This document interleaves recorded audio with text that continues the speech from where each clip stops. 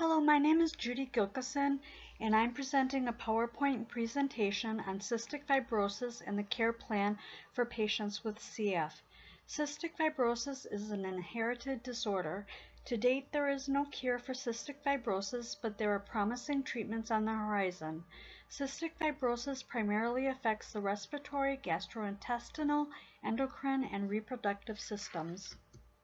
The second slide is a concept map of cystic fibrosis, which shows the origins of cystic fibrosis and the body systems affected by it, as well as their signs, symptoms, and their treatments. The cause of cystic fibrosis is a mutated gene found on chromosome 7. When the gene is functioning normally, the cystic fibrosis transmembrane conductance gene affects how ions cross cell membranes, and it produces normal thin layers of gliding mucus. However, with the defective version, it produces concentrated, thick, sticky mucus. This mucus clogs the ducts and glands of the respiratory, gastrointestinal, endocrine, and reproductive systems. The respiratory system is one of the main body systems that is affected by cystic fibrosis, and it is in the lungs where the most damage occurs and more often leads to a limited lifespan and/or the need for lung transplant. Cystic fibrosis impairs the normal function of the epithelial cells that line the respiratory airways. Breathing becomes difficult due to the copious amounts of thick mucus clogging the bronchi in the lungs. The thick mucus clogs the airways, causing life-threatening infections, asthma, bronchitis, hypoxia, airway obstruction, dyspnea, bronchiectasis, and end-stage lung disease. A first line of treatment for CF respiratory symptoms is to use different categories of medications. To prevent and treat pulmonary infections, a variety of routes are used for antibiotics, such as intravenously, inhaled, nebulized, and oral. Another category is mucolytics, which thin the mucus. Then we have the traditional bronchodilators to open the airways. In addition, we have anti-inflammatory medications. Unfortunately, CF patients often have to deal with secondary disorders due to medication side effects such as renal insufficiency due to long-term use of ibuprofen and tobramycin, as well as osteoporosis due to long-term use of oral steroids. Another form of treatment for respiratory symptoms is regular moderate physical exercise and intensive chest physiotherapy. The chest physiotherapy is taught by a respiratory therapist, and it consists of teaching patients and family members positioning for posterior drainage, chest percussion or clapping, special breathing techniques, coughing exercises, and the use of vibration devices and vests. The goal of these therapies are to loosen the mucus so that it can be coughed out of the lungs. The other major systems is the gastrointestinal and endocrine systems, where the abnormally thick mucus block the pancreatic and biliary ducts, leading to pancreatic insufficiency and biliary cirrhosis. The pancreatic ducts are blocked so the pancreatic enzymes can't help break down fats, proteins, and carbohydrates. As a result, the nutrients can't be used to nourish the body. Without this, malnutrition occurs. Malabsorption, fat-soluble vitamin deficiencies, and failure to thrive are common. The other condition that occurs is the enzymes digest the pancreas and cause fibrosis, which cause cystic fibrosis-related diabetes, and patients then require insulin. Once this condition develops, there is a downward decline in pulmonary function and overall condition. In the liver, the biliary ducts become blocked, causing cirrhosis of the liver, steatorrhea, gallstones, and the possible need for a liver transplant in rare occasions. The stomach and colon are also affected by developing GERD, intestinal obstruction, chronic constipation, and chronic diarrhea. To treat the gastrointestinal and endocrine symptoms, there are a variety of medications used. For example, lactulose and polyethylene glycol treat constipation. Ursodiol treats liver disease. Proton pump inhibitors and histamine 2 blockers treat GERD. The other medications, such as pancreatic enzymes, bile salts, fat-soluble vitamins, and sodium replacements, treat the missing components needed to digest food, replace electrolytes and vitamins. And then there's insulin to treat diabetes. Cystic fibrosis also affects the reproductive system, and it affects the reproductive abilities of both genders. In the males, there is an absence of the vas deferens bilaterally, and as a result, they are infertile. In the females, thick cervical mucus prevents the sperm from reaching the ovum. However, pregnancy is still possible. The thick cervical mucus makes conceiving more challenging and may require some assistance. Females will require the use of birth control because they are still considered fertile. Due to the lack of oxygen, certain physical characteristics develop, such as digital clubbing with cyanosis of fingertips and lips. Also, being barrel-chested develops because the lungs are chronically overinflated with air, so the rib cage stays partially expanded all the time. Patients with cystic fibrosis also have stunted height and growth. The stunted growth is due to the lifelong chronic malnutrition, and the low muscle mass is due to the poor absorption of protein in the body. CF also causes adolescents to be behind in progressing through puberty due to a 1 to 2 year delay of the hypothalamus in releasing the sex hormones. This delay results in short stature and causes amenorrhea.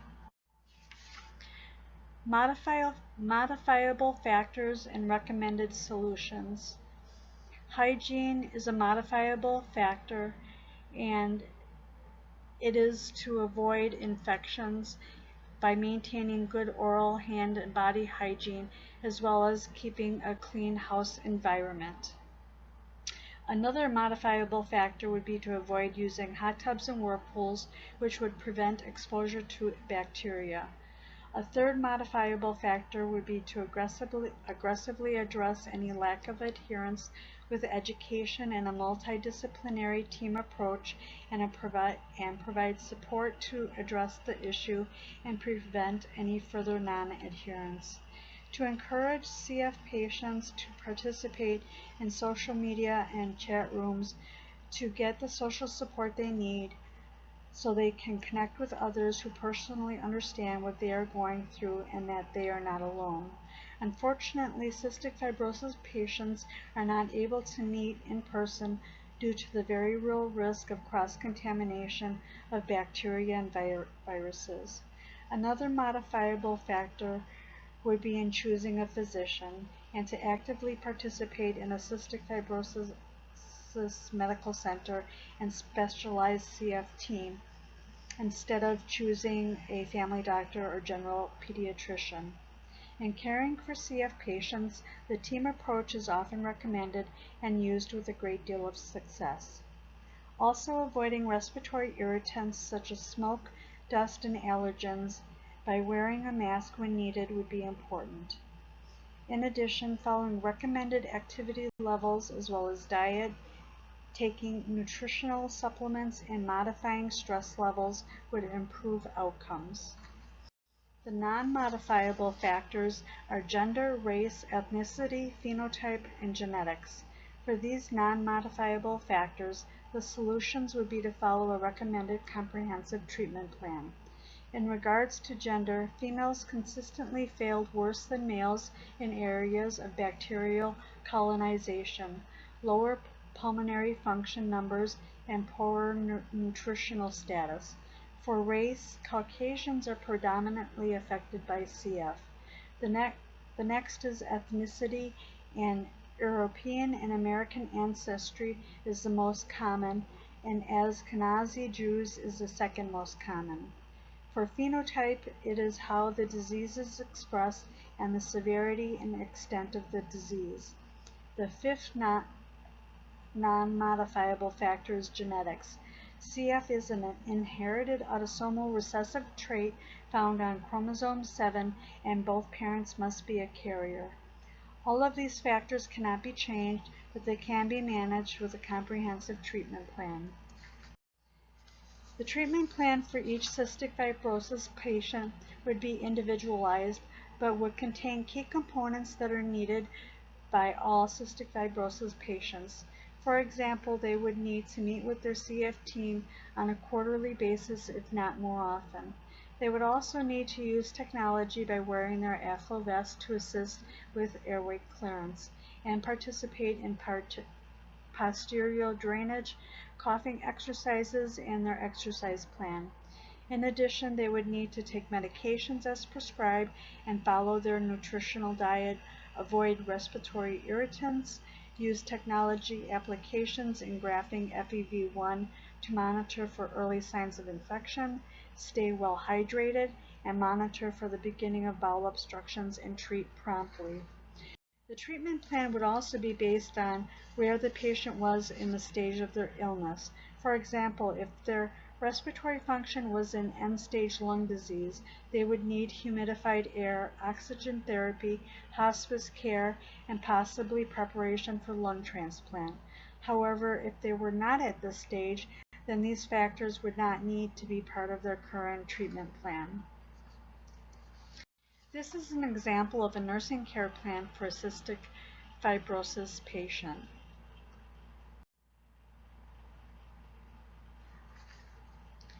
Primary care intervention plan goals would be to prevent the occurrence of the disease. Interventions would include providing education and providing preconception genetic counseling. And if both individuals were carriers of the CF gene, then conception would be avoided and their options would be discussed. Secondary care intervention goals are to minimize the effects of cystic fibrosis. It also includes diagnostic screening and testing and obtaining a thorough health and family history.